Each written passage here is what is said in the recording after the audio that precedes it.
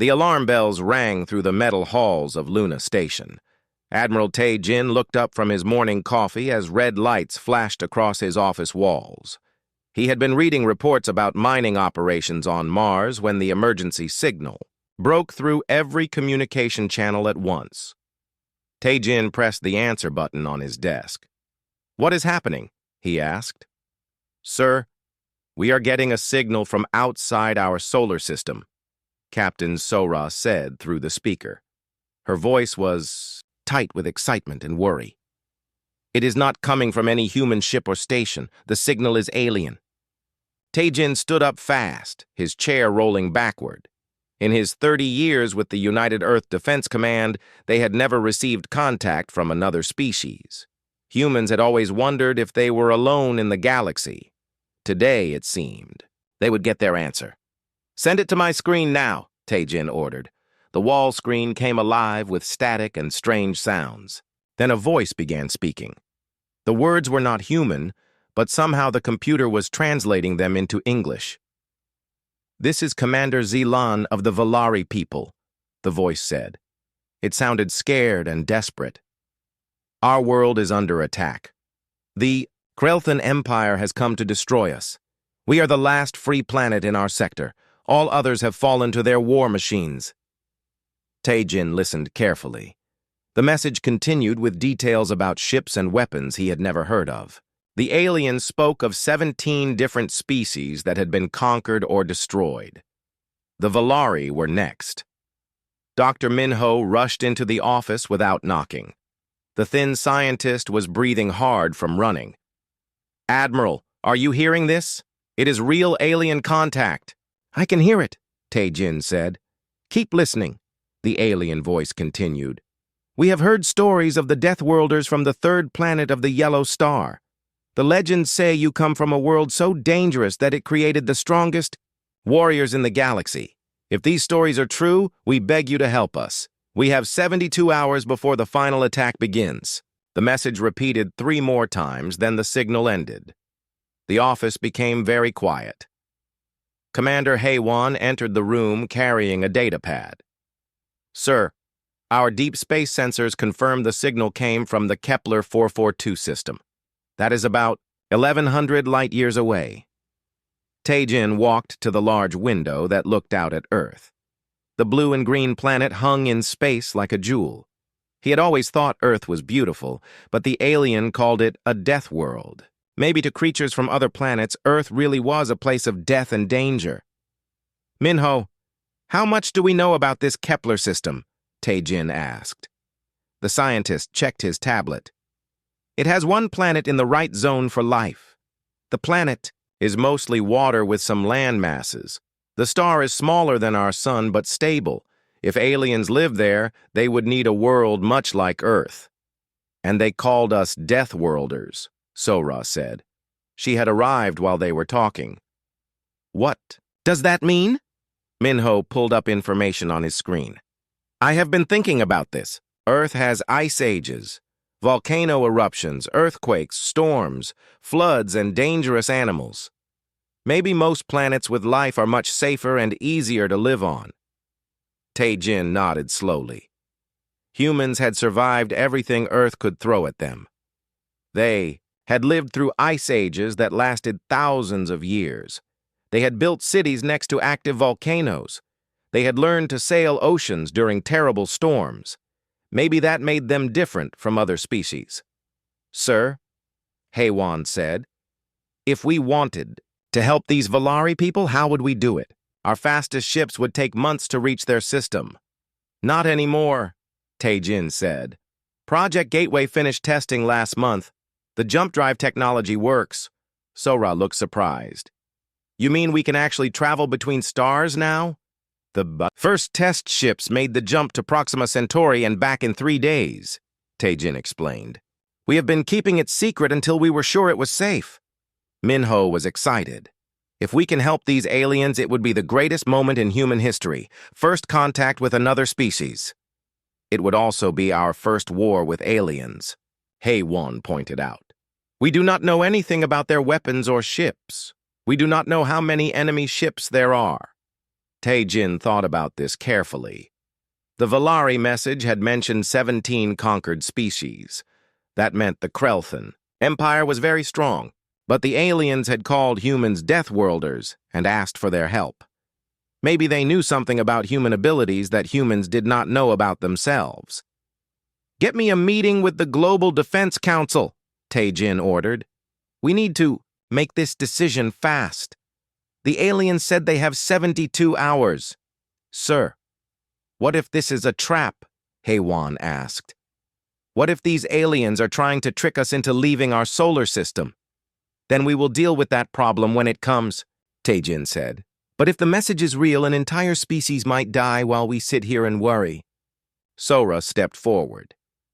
"Admiral, if you decide to go, I want to volunteer for the mission." "So do I," Minho added quickly. Tae-jin looked at his officers.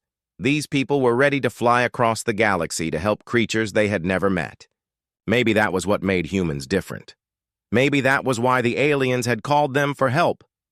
The communication system beeped again. This time it was a call from Earth. "Admiral Tae-jin," came the voice of General Park from Global Defense Command. "We heard the alien signal. The President wants to speak with you in 1 hour. This changes everything." Tae-jin looked out at Earth one more time. In a few hours, humanity might be heading to war among the stars, but they would not be fighting for conquest or resources. They would be fighting to save strangers who had asked for help. "Sora, start preparing a list of our best ships and crews," he said. "Haewon, I want all the information we have about jump drive technology. Minho, keep working on that alien language. We might need to talk to them again soon." The 3 officers hurried out to begin their tasks. Tae-jin stayed at the window, watching Earth slowly turn. Somewhere across the galaxy, the Valari people were counting down their last hours of freedom. Soon, they would learn what it meant to call upon the Deathworlders for help. The meeting with the Global Defense Council lasted only 20 minutes. President Kim listened to the alien message 3 times, then made her decision. "We go," she said simply. "Humanity will not let an entire species die while we watch." Admiral Tae-jin felt relief wash over him. He had hoped for this answer, but he knew the decision was not easy. They were about to send human ships into unknown danger. "You have full authority to use any ships and personnel you need," the president continued. "How long do you need to prepare?" "The aliens said 72 hours until their final battle," Tae-jin replied. "We need to be there in 48 hours to have any chance of helping them." 48 hours? General Park looked shocked. "Sir, a proper fleet deployment takes months of planning." "Then we will have to do it differently," Tae-jin said. "We are not fighting humans this time. We are fighting for them." 2 hours later, Protocol 7 activated across the entire solar system. This was humanity's first interstellar military deployment, and every person involved knew they were making history. Captain Jin Woo received his orders while eating lunch on his ship, the dreadnought Terra's Wrath. He had just taken a bite of rice when his communication officer burst into the dining room. "Sir, we are ordered to prepare for immediate jump to another star system," the young woman said breathlessly. Jin Woo put down his chopstick slowly. "Another star system? Are you sure?" "Yes, sir. Admiral Tae-jin wants all heavy ships ready for alien combat in 36 hours. Jin Woo stood up and activated the ship-wide communication system. "All crew to battle stations. This is not a drill. We are going to war with aliens." Across the solar system, similar scenes played out on dozens of ships. Captain Yoonji commanded a squadron of stealth frigates near Jupiter. When she got her orders, she immediately began checking her ship's weapons and shields. Her vessels were built for quick strikes and reconnaissance. Against unknown alien technology, speed might be their only advantage. "How are our missile stores?" she asked her weapons officer. "Full load, Captain, but we do not know if our weapons will work against alien armor. Then we will have to hit them harder and faster than they expect," Yoonji replied. On Mars, Major Dong-hyun was training new soldiers when the emergency signal came through. His first orbital drop division specialized in attacking enemy ships directly. They would fly small assault pods through space and board enemy vessels while battles raged around them. "Listen up!" Dong-hyun shouted to his troops. "We just got orders to assault alien warships." Yes, you heard that right. Alien warships. The soldiers looked at each other with excitement and worry. Private Yujin, barely 18 years old, raised her hand. "Sir, what do we know about these aliens?" "We know they have been conquering other species for years," Dong-hyun answered. "We know they are coming to destroy a peaceful planet called Velara Prime. And we know they have never fought humans before." At Luna Station's engineering bay, engineer Kyung-soo worked frantically to modify civilian ships for combat. Cargo haulers and passenger liners were being fitted with weapons and armor as fast as possible. "We need 20 more ships," Kyung-soo told his team. "Strip the mining equipment off those asteroid ships and put missile launchers on them instead." "Sir, those ships were not built for fighting," one engineer protested. "Neither were the first airplanes humans used in war," Kyung-soo replied. "We make do with what we have." The youngest squadron leader in human history, Pilot A-cha, was only 22 years old. She commanded 12 fighter craft from the carrier, New Busan. When Captain Woo-jin called her to his ready room, she expected routine orders. "A-cha, how would you feel about flying against aliens?" Woo-jin asked. She stared at him for a moment. "Are you serious, sir?" "Completely serious. We launch in 30 hours. A-cha grinned widely. "Sir, my pilots have been training their whole lives for combat. It does not matter if the enemy is human or alien." Medical preparation fell to Chief Medic Sang-min, who had a unique problem. "How do you treat injured aliens when you have never seen their biology before?" "Get me every xenobiology textbook we have," he ordered his staff, "and start preparing surgical equipment for different body types. We might be treating humans and aliens at the same time." Colonel Mi-young faced a different challenge with her cyber warfare battalion. Human computer systems might be completely different from alien technology. "Can we hack their systems?" her technical sergeant asked. "I do not know," Mi-young admitted. "But we will find a way. Humans always find a way." As the hours passed, something remarkable happened across the human fleet. What should have been impossible became routine. Ships were modified, crews were briefed, and weapons were loaded in record time. The normal bureaucracy and slow planning of peacetime disappeared. Captain Sora watched the preparations from Luna Station's command center. She had never seen humans work so fast or with such focus. Every person knew that somewhere across the galaxy, innocent people were about to die unless Earth's children arrived in time.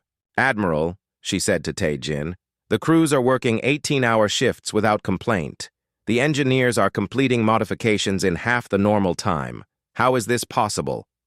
Tae-jin watched the displays showing ship after ship reporting, "Ready for combat." Because for the first time in human history, we are not fighting each other. We are fighting for something bigger than ourselves. Dr. Minho had been working non-stop to understand the alien language. He had made progress, but there was still much he did not know. "I think I can communicate basic concepts," he reported. "But complex battle plans will be difficult." "Do your best," Tae-jin replied. "We may need to talk to these Valari people when we arrive."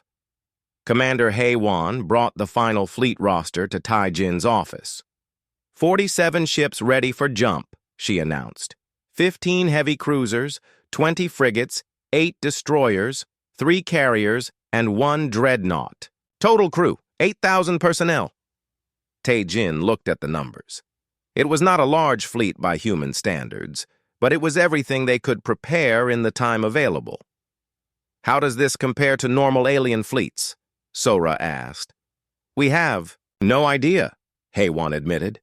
"But the Valari message mentioned that 17 species have already fallen. The enemy must be very strong." The final hours before departure were filled with last-minute preparations. Families said goodbye to loved ones who might never return. Engineers made final adjustments to untested equipment. Soldiers checked their weapons one more time. In her small fighter, Acha recorded a message for her parents. "If you are hearing this, it means I did not come back from the stars, but do not be sad. Today, humanity becomes something greater. Today, we become the protectors of other worlds." Similar messages were recorded across the fleet. Everyone knew the risks, but no one asked to stay behind. As the countdown reached its final minutes, Admiral Tae-jin stood on the bridge of Terra's Wrath. Through the view screen, he could see the other ships of humanity's first interstellar fleet. They looked small against the darkness of space, but he knew they carried something the galaxy had never seen before. "All ships report ready for jump," Sora announced. "Very well," Tae-jin replied. "Begin the jump sequence. Let us go show the galaxy what Deathworlders can do." The jump through space felt like falling through ice water. Captain Sora gripped her command chair as reality twisted around her destroyer Soul's vengeance. One moment they were near Earth's moon.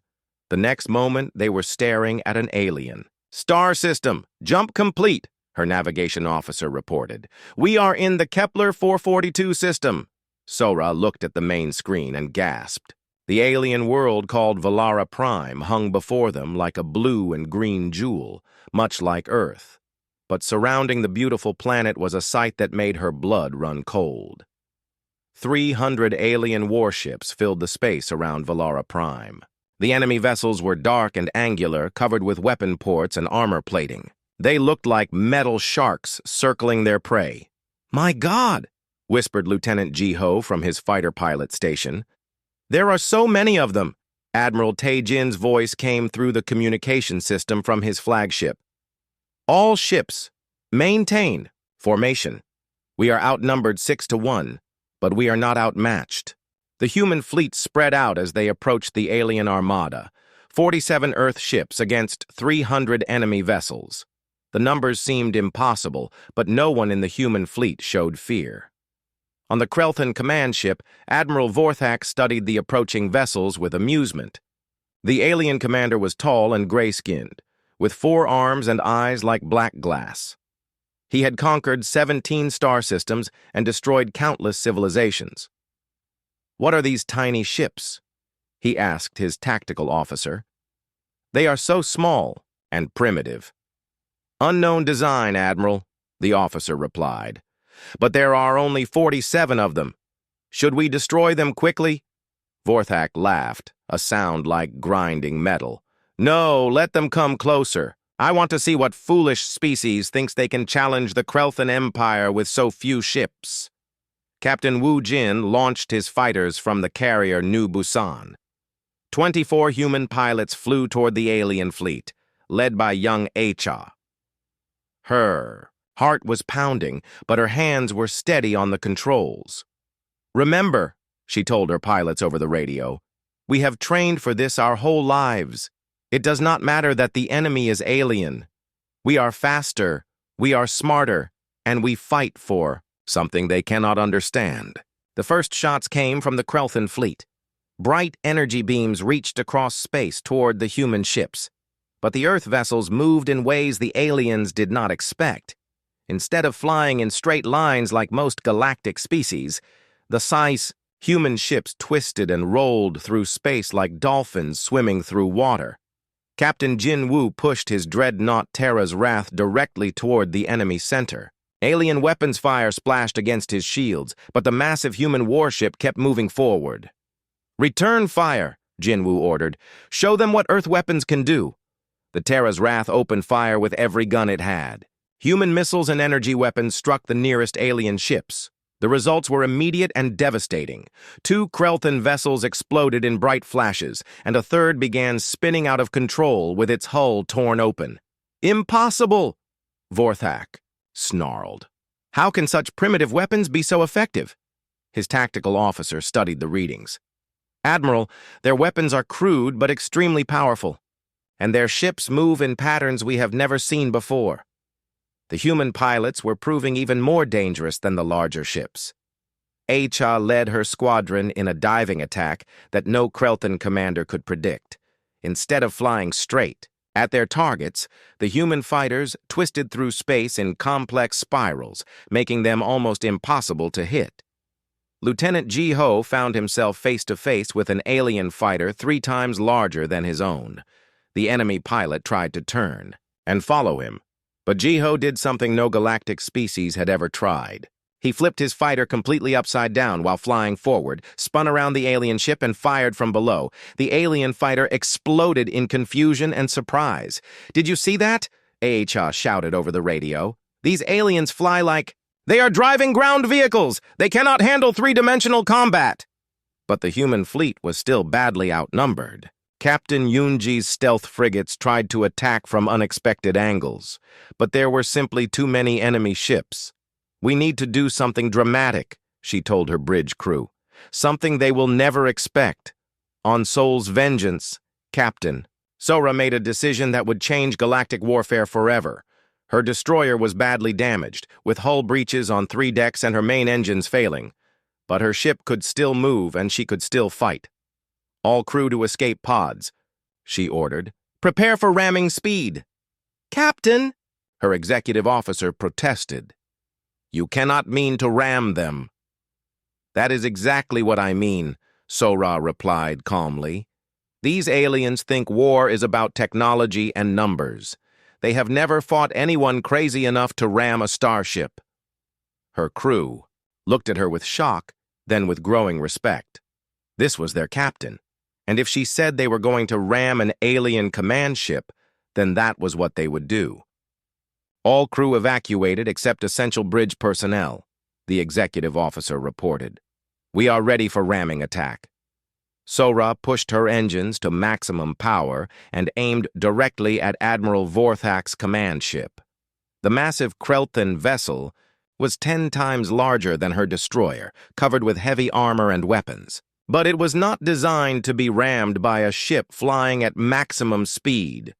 "Admiral," the Krelthan tactical officer said in panic, "that human ship is flying directly at us. They show no signs of turning away." Vorthak stared at the approaching destroyer. "They must be trying to intimidate us. No species is insane enough to ram a capital ship." "Sir, they are not turning away." At the last moment, Vorthak realized the humans were not bluffing. "Emergency maneuvers!" he screamed.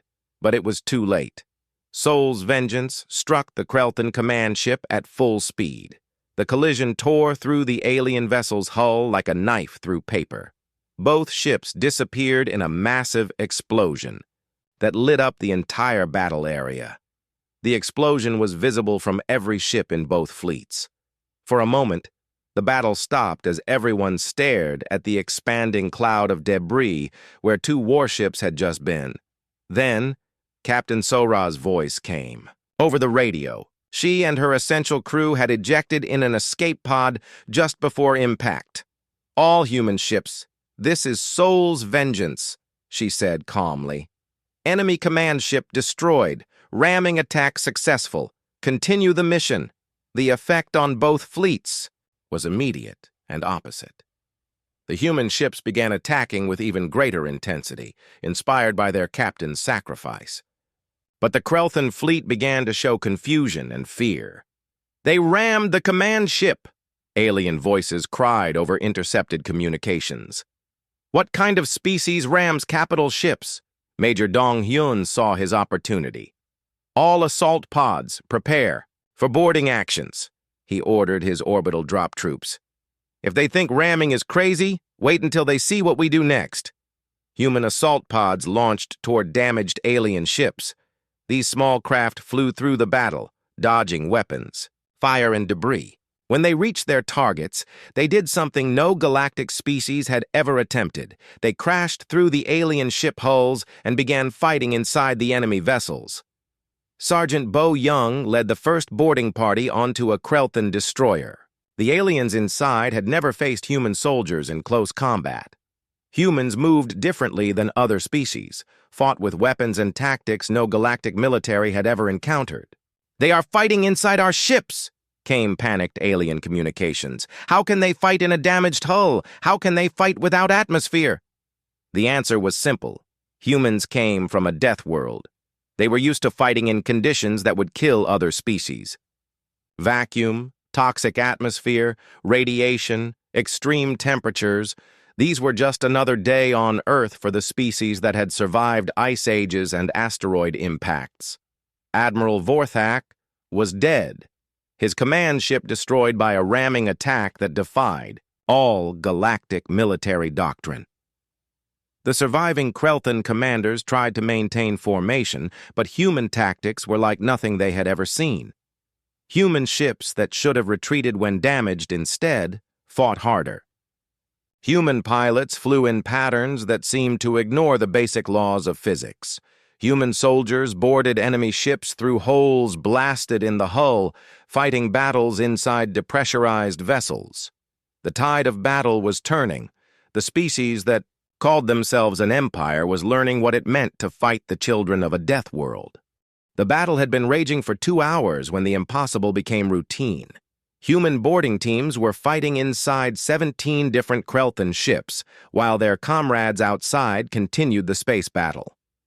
Sergeant Bo Young moved through the corridors of an alien destroyer with her assault team. The ship's atmosphere had been vented into space when the humans breached the hull, but the Earth soldiers fought on in their combat suits as if breathing vacuum was normal. "Contact ahead," Corporal Jae Sung reported over the radio. He carried demolition charges that could cripple the enemy ship from within. 6 aliens in environmental suits. The Krelthan soldiers had never fought boarding actions before. In their experience, space battles were fought between ships, not inside them.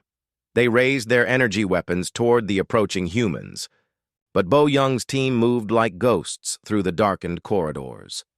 Humans had learned to fight in caves, in darkness, in places where death waited around every corner. These alien ships were just another dangerous environment to conquer.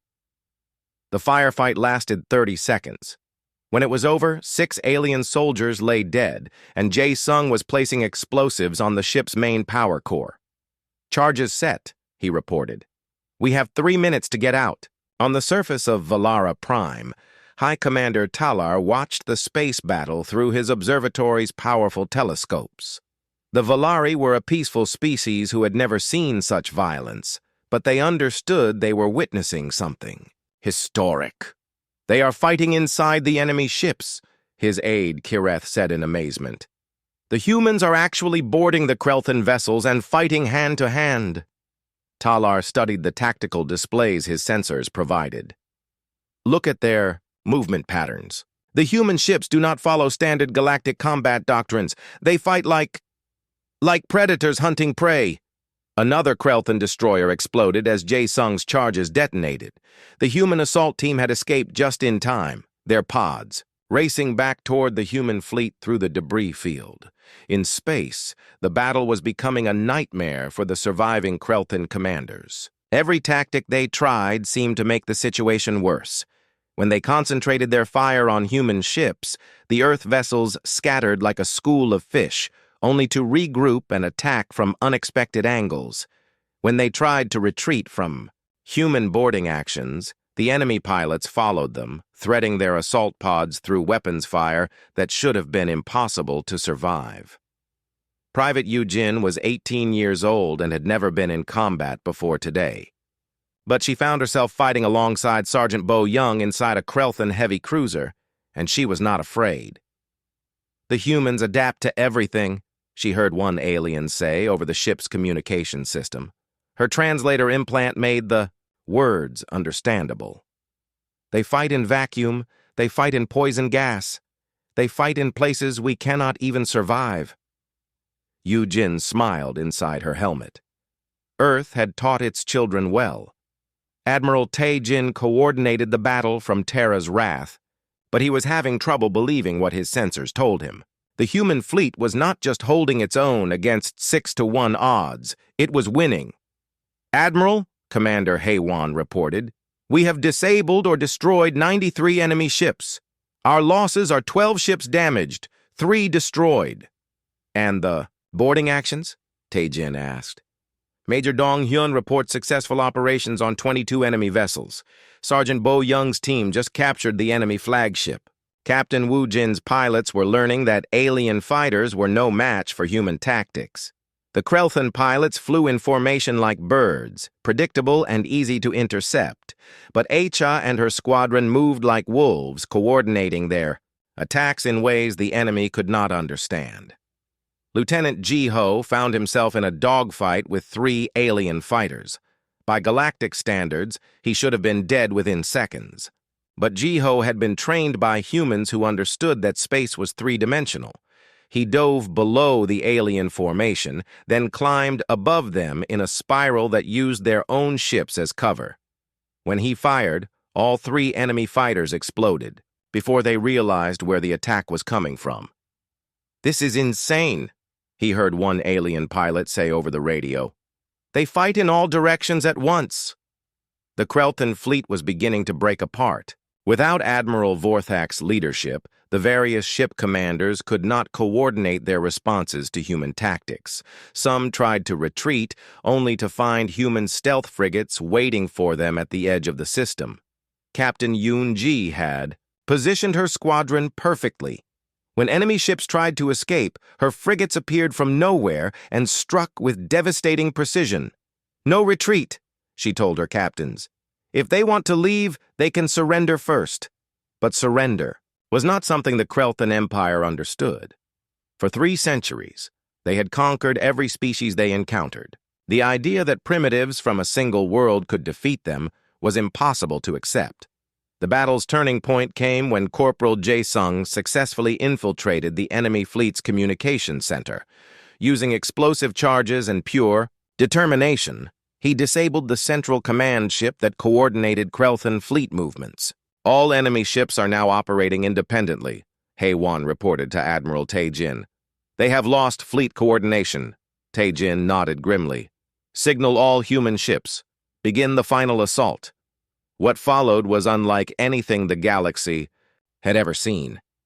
Human ships that had fought defensively for 3 hours suddenly became aggressive predators. Every vessel in the Earth fleet attacked simultaneously, using tactics that defied traditional space warfare. Ramming attacks became commonplace. When human ships were too damaged to fight effectively, their crews aimed them at enemy vessels and abandoned ship at the last moment. Captain Sora's sacrifice had shown the way, and her fellow humans followed her example. Boarding actions reached their peak when Major Dong-hyun personally led an assault on the largest remaining Krelthan ship. His team of 50 soldiers fought their way through corridors filled with toxic gas, past alien defenders who had never faced anything like human determination. "Surrender your ship," Dong-hyun told the alien captain when his team reached the bridge. "Your fleet is broken. Your empire is finished." The Krelthan commander looked at the human soldiers surrounding him. They had fought through vacuum, through poisonous atmosphere, through weapons fire that should have killed them. They stood in his ship's command center as if they owned it. "What kind of species are you?" the alien asked. "We are the species you asked for help," Dong-hyun replied.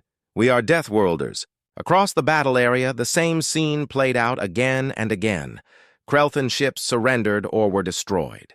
The mighty fleet that had conquered 17 civilizations was being torn apart by 47 human vessels and their crews.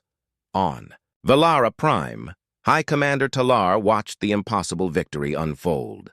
The humans had not just saved his world, they had shattered an empire that had seemed invincible. "Send a message to the human fleet," he told Kyreth. "Tell them Valara Prime is forever in their debt." But the humans were not finished. As the last Krelthan ships either surrendered or fled the system, Admiral Tae-jin made a decision that would echo across the galaxy. "All ships, prepare for pursuit," he ordered. "We are going to follow the survivors back to their bases. This empire ends today." Young Private Eugene, still aboard the captured Krelthan cruiser, looked out at the stars and smiled. Humanity had come to the galaxy not as conquerors, but as protectors. And the galaxy would never be the same. The age of the Deathworlders had begun. 1 month after the Battle of Valara Prime, Ambassador In-Suk stood before the Galactic Council for the first time in human history. The massive chamber on the neutral world of Concordia held representatives from 112 different species. Today, they were all staring at the human woman with a mixture of curiosity, respect, and fear. "The Council recognizes the representative from Earth," announced Council Speaker Althan, a tall being with silver skin and 3 eyes. In-Suk stepped forward wearing the blue uniform of Earth's diplomatic corps. She had been chosen for this role because she spoke 17 Earth languages and had spent years studying galactic politics. But nothing had prepared her for this moment. "Honored Council members," she began, "I come before you not as a conqueror, but as a protector. 1 month ago, the species you call Deathworlders answered a cry for help from the Valari people. Today, I am here to discuss what that means for our galaxy's future." Murmurs filled the chamber. The Battle of Valara Prime had shocked every civilization in known space. A single species from an unknown world had destroyed the Krelthan Empire in a matter of hours. Admiral Tae-Jin watched the proceedings from the human delegation area. He wore his dress uniform with new medals that honored the crews who had died saving alien worlds. Captain Sora sat beside him, promoted to admiral after her sacrifice at Valara Prime. She had survived the ramming attack and was now considered the most famous human in the galaxy. "The humans have submitted a document called the Deathworlder Accords," Speaker Althan announced.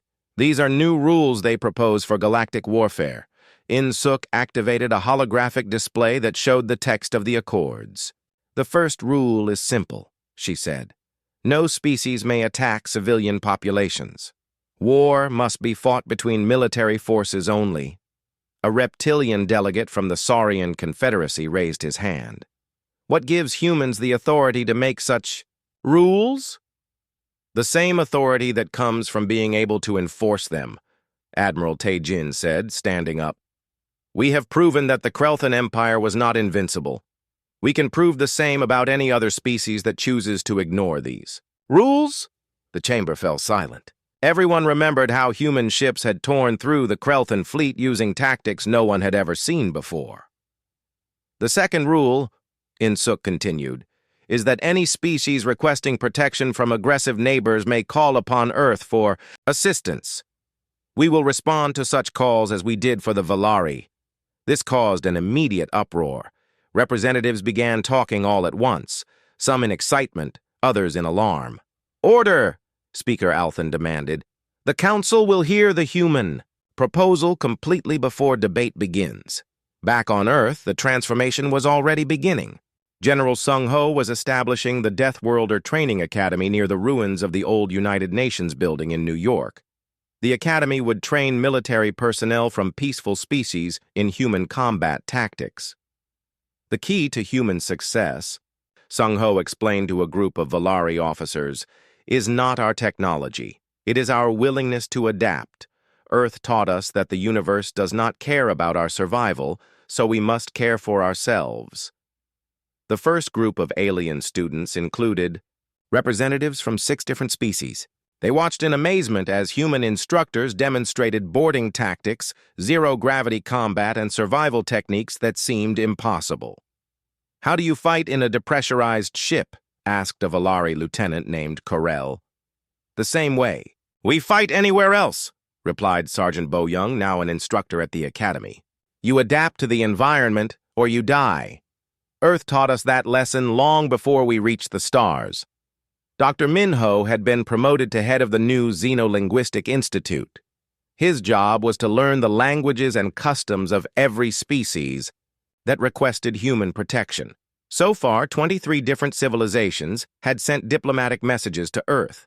"We have requests for protection from the Zephyrian Republic, the Crystalline Communes, and the Nomad Fleets," he reported to Admiral Tae-jin during a staff meeting. They are all being threatened by remaining Krelthan forces. What is our fleet status? Tae-jin asked. Captain Woo Jin, now promoted to Commodore, checked his data pad. We have expanded to 87 ships. Captain Hyun Soo is leading the retrofit program, converting civilian vessels to military use. Pilot Ae Cha is training new fighter squadrons. The young pilot had become a celebrity across human space. At 23, she commanded 3 full fighter wings and was writing the manual on alien combat tactics. The aliens fight like they are playing a game, she explained to her students. They follow rules and formations that make sense on paper, but fail in real combat. We fight to win, not to look good doing it. Colonel Mi Young's Cyber Warfare Division had made an unexpected discovery. Most alien computer systems were remarkably similar to each other, following galactic standard protocols that had not changed in centuries. It makes hacking much easier, she reported, but it also explains why galactic technology has advanced so slowly. When everyone uses the same systems, there is no pressure to innovate. The medical cooperation program led by Dr. Yoon Ji was saving lives across the galaxy. Human medical techniques, developed for treating injuries in Earth's harsh environment, proved remarkably effective for other species. We have shared our trauma surgery methods with 47 different civilizations, she told the council via hologram. Human medicine assumes the patient might die at any moment, so we work faster and more aggressively than galactic standards. But the most important change was happening on worlds throughout the galaxy.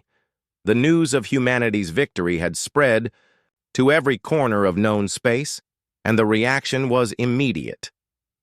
On the industrial world of Pharos Prime, worker revolts began when Krelthan overseers tried to increase production quotas. "The humans are coming," the workers chanted. "The Deathworlders will free us." On the prison planet of Tartarus, political prisoners staged an uprising when news of the Battle of Valara Prime reached them. "If one species can defeat the Empire," said their leader, "then the Empire can be defeated." Admiral Tae-jin received reports of rebellions on 17 different worlds. The psychological impact of the Krelthan defeat was spreading faster than any human fleet could travel. "Sir," Commander Hae-won reported, "we are getting requests for assistance from liberation movements across the galaxy. They all want human support for their uprisings." "What is our response?" Tae-jin asked. "We are sending small advisory teams," she replied.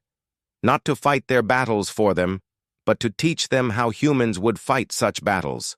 The results were dramatic. Species that had been conquered for decades suddenly remembered how to resist. They began using human tactics modified for their own biology and environments. The Krelthan Empire, already crippled by the loss of their main fleet, began collapsing from within. 6 months after the Battle of Valara Prime, the transformation was complete. The Galactic Council formally recognized Earth as a major power and accepted the Deathworlder Accords as galactic law. But perhaps the most important moment came when young Jin Young, fresh out of the academy, received his first deployment orders. The 19-year-old ensign was being sent to protect a trade convoy in the Outer Rim, where pirate raids had become common. "Remember," his captain told him, "we are not conquerors. We are protectors. The galaxy is watching to see what kind of species we really are." Jin Young nodded seriously. He understood the weight of responsibility on his shoulders. Every human action would be judged by 112 different species. The convoy mission was routine until pirates attacked near the Nebula of Ghosts. 3 pirate ships moved in to capture a cargo vessel carrying medical supplies to a colony world. "This is the Earth vessel's soul's honor," Jin Young announced over the radio. "You will cease your attack immediately and withdraw from this system." The pirate leader laughed. "1 human ship against 3 of us? You are either very brave or very stupid." "Neither," Jin Young replied calmly. "We are just humans. The Soul's Honor was a small frigate with a crew of 30. The pirate ships were larger and more heavily armed. But when the fighting started, the pirates discovered what every enemy of humanity learned eventually. Humans did not fight to look good. They fought to win. 20 minutes later, 2 pirate ships were drifting hulks, and the third was fleeing toward deep space. The cargo convoy continued safely to its destination, but the real victory came in the message that spread across the galaxy. Within days, pirates throughout the sector began avoiding trade routes protected by human ships. The mere announcement that humans are responding to a distress call was enough to make criminals reconsider their plans. Ambassador In Suk stood before the Galactic Council one final time during her first year of service. The chamber was fuller now, with representatives from species that had been freed from Krelthan rule. 1 year ago, she said, humanity took its first steps into galactic society. We came not as conquerors, but as friends. We came not to rule, but to protect, and we will continue to do so for as long as the galaxy needs us. The applause that followed was not just polite diplomatic courtesy. It was genuine gratitude from species across the galaxy who now lived without fear of conquest or destruction. Outside the council chamber, Admiral Tae Jin looked up at the alien stars and smiled. Humanity had found its purpose among